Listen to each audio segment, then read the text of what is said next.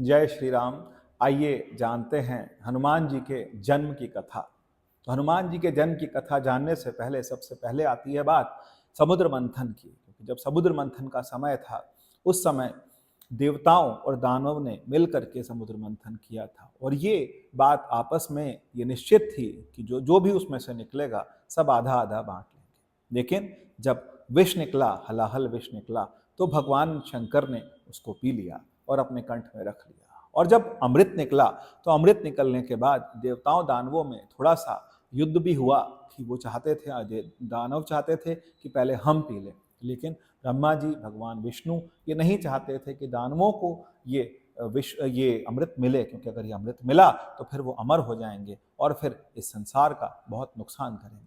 तो फिर पहले देवताओं को अमृत पीने के लिए बैठाया गया, एक लाइन में बैठाया गया, सभी को अमृत पिलाया जा रहा था। उस समय जब अमृत पिलाया जा रहा था तो बीच में एक दानव जो थे वो बैठ गए और उन्होंने अमृत पी लिया। जब उन्होंने अमृत पी लिया तो फिर भगवान विष्णु को बहुत क्रोध आया, और क्रोध आने से उन्होंने एक सुदर्शन चक्र से उनके दो टुकड़े कर दिए, जिससे दो टुकड़े, एक राहु और एक केतु बन गए। अब राहु और केतु जो बने, और उसके बाद क्या हुआ कि दानवों जो थे, दानवों का क्रोध बहुत बढ़ गया। अब दानवों के क्रोध को शांत करने के लिए भगवान विष्णु ने मोहिनी अवतार लिया, और मोहिनी अवतार इतना सुंदर था कि जिसको देख करके सभी देवता और दानव बहुत ज़्यादा मंत्रमुग्ध हो गए, और किसी तरीके से फिर दानवों को मनाया गया। और उसके बाद जो भगवान शंकर थे और मोहिनी रूप था और भगवान विष्णु थे, ये तीनों आपस में मिले और भगवान शंकर भी मोहिनी रूप पर बहुत मोहित हो गए। और मोहित जब हुए तो उसके बाद उन दोनों के मिलन से एक तेज निकला, और वो जो तेज था वो तेज बहुत ही ज़्यादा उसकी बहुत शक्तिमान था। तो फिर भगवान शंकर ने उस तेज को संभाल करके रख लिया, और जब संभाल के रखा और कुछ समय बाद जब त्रेता युग आया तो भगवान शंकर ने उस तेज को पवन देव से कहा कि इस तेज को ले जा करके माँ अंजनी के गर्भ में स्थापित कर दो, क्योंकि अंजनी जो पहले थी वो एक पवन देव की पहले पत्नी थी और उसके साथ साथ एक अप्सरा थी। लेकिन उनको जब श्राप मिला तो श्राप के बाद वो उन्हें कहा गया कि वानरी का रूप ले लीजिए। वो वानरी के रूप में अंजनी जो थी वो केसरी के साथ में रहती थी, और उनके गर्भ में जा करके तभी हनुमान जी पवन पुत्र कहलाए। पवन देव ने ले जा करके उन्हें अंजनी के गर्भ में स्थापित कर दिया।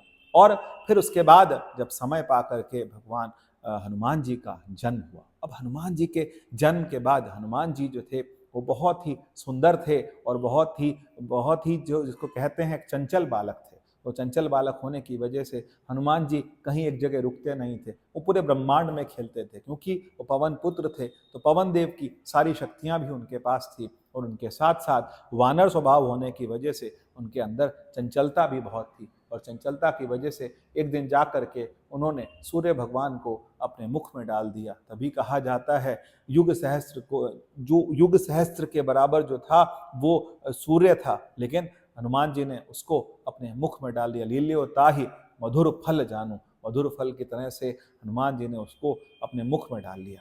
और उसके बाद जो ऐसा होने पर इंद्रदेव को बहुत क्रोध आया, और इंद्रदेव अपना वज्र लेकर के उनकी तरफ भागे, और जब वज्र लेकर के उन्होंने उनके मुख पर प्रहार किया, और जब मुख पर प्रहार किया तो हनुमान जी नीचे को गिरने लगे, और हनुमान जी के मुख पर जो प्रहार था उसकी वजह से उनको एक जो मुख था उनका हनु की तरह से हो गया। तभी उन्हें कहा गया हनुमान। तो हनुमान जो शब्द आता है हनुमान जी के लिए वो यही कहा जाता है, क्योंकि उनके मुख पर जो निशान था उस वज्र का वो रह गया था।